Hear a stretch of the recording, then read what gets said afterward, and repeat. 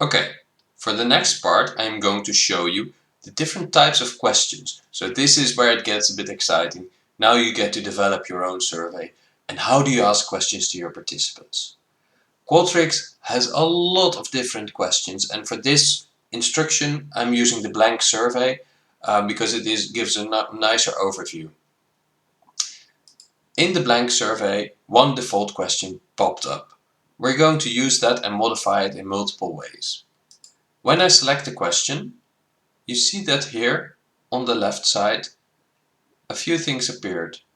This is the block that I've just selected, and questions are embedded in blocks.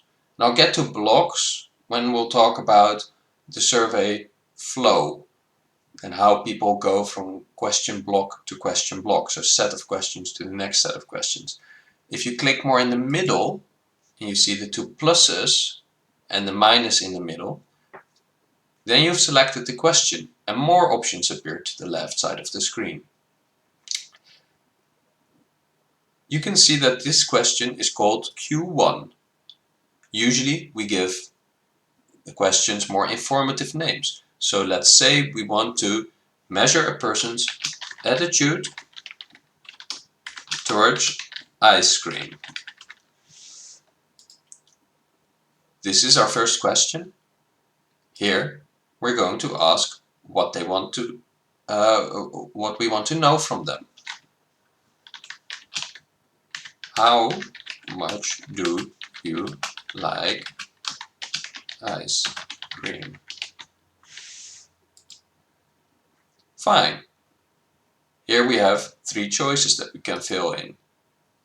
For example, not a lot,